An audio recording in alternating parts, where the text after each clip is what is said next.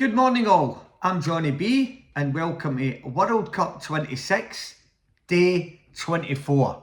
Well, another two games down, and that's Canada-Morocco and Paraguay-France. Now, both games were kind of underwhelming, let's just say.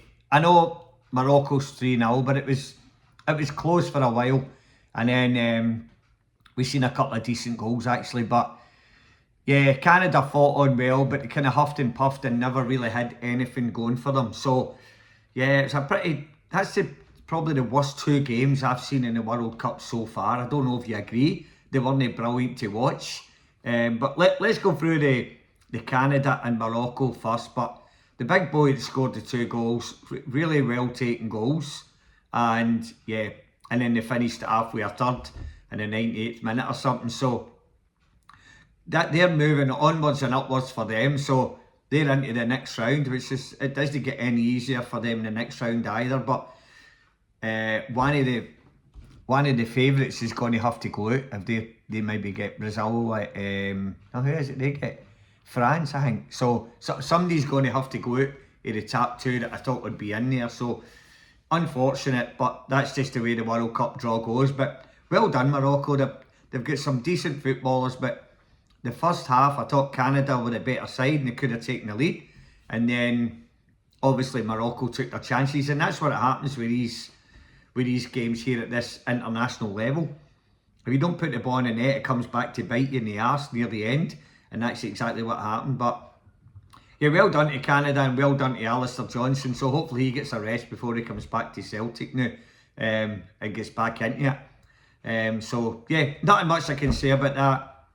It was a 3-0 kind of, wasn't a 3-0 doing, but Morocco deserved to win. So, yep, onwards and upwards to the next round. Now, the quarterfinals actually. The second game, Paraguay and France. Now, teams like Paraguay they suck the life out of you, don't they? They just sit in there and they try and hit you and score and then just shut up shop again. They're the Arsenal of international football. Absolutely boring to watch sometimes. You can't get all the days roll about. They try and get a free kick. They've wee elbows here, wee fucking nudges here, kicks there, and it just whinge. I think it was the number 8, Galazia or something. Fuck, he was just annoying everybody. He was annoying the ref, he's annoying the players, and I'm thinking, is he going to go through this whole game without getting booked? And he's the main instigator. Just looking for free kicks, getting free kicks away, spoiled the whole game. And then you've got France, who want to play football. But I tell you what, the French never took a back seat for them. The French were in there and Mbappe was giving it to them, which is his right to do that. And then he scores a goal and goes like that, gets it up, yees mate. What's the score again? Ah, that's right, 1-0. But Paraguay, they just spoiled a good game of football, and that's what they do. I want to say, South American teams, they're like that. You don't like playing them because they just niggle you and they try and score one goal and then just frustrate the living daylights out of you. They go down every 2 minutes. The rules in the World Cup this year are brilliant, where the keepers have only got 5 seconds to get rid of the ball, 5 seconds for throw-ins. If you go down, you got to go after park for a minute, so it cuts a lot of it out. But that was a hard game to referee today because France really did want to go on with it, but Paraguay just stifled them.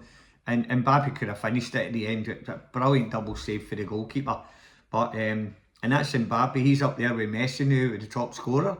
But Messi's a game behind, so hopefully he can score another one and keep in front of Mbappe for my bet up at the end. But yeah, good. I'm glad to see France going through. They really done well. They tried to win the game. They've got brilliant footballers in their team, whereas Paraguay are just a team of fucking kickers and grinders and annoyance. They just try and annoy everybody, that's what they do. Anyway, the best team won, so Paraguay, piss off, learn how to play football and come back when you want to play, rather than if you want to get into MMA, do that as well, or wrestling or something. Go and take up a different sport if you don't want to play football. Fucking garbage, spoiling the whole game. Anyway, that's those two games out of the road. I did say Canada 2, Morocco 2, miles off of there. I said France 2, Paraguay 0. Could have been 2-0 if Mbappe scores that other one. So 1-0 France. So anyway, onwards and upwards. Now, tomorrow's games. Let's start with Brazil and Norway. So this is going to be a cracker of a game, because I can't see Norway sitting in trying to hit them on the break, and Brazil will try and come out and score. So it's going to be end to end. I think there'll be a few goals in it. Norway, of course, they've got the big Haaland up front, and he could score anywhere. He's just one of the freak shows in nature. And see that last game, it was funny, that last goal, he scored the winner. It came in and he's kind of tapped it and it's went by. I thought the keeper was going to save it. And you could see Haaland going, fuck me, did I just nearly miss that? I think it was in between two minds. Do I stop it and kick it? Or do I just put it in first time? And he done neither or, but he was lucky enough, hit off his foot and went in. So he got out of jail there with that one. But it was good to see them getting through. So this is going to be a really, really good game tomorrow. Brazil are starting to hit their strides with football and players getting involved and scoring goals. So I'm going to say that in a tight game, I'm going to say Brazil will edge it 2-1. So that's my prediction for that one. Now, let's get into the other game now. The biggest game of the round now. Mexico v... what's their name again? I hate even saying it. Oh, that's right, England. So Mexico haven't lost a goal the whole tournament. So let's hope they don't lose another goal in that way, because I think Mexico will score. Going there to play them in front of all that crowd, there'll be trouble before the game. There'll be trouble after the game, because that's just England fans just take it with them wherever they go. We seem to party in Scotland, and they seem to want to batter everybody in England. But the Mexicans, they don't fuck about. So I wouldn't be going there and messing about in Mexico.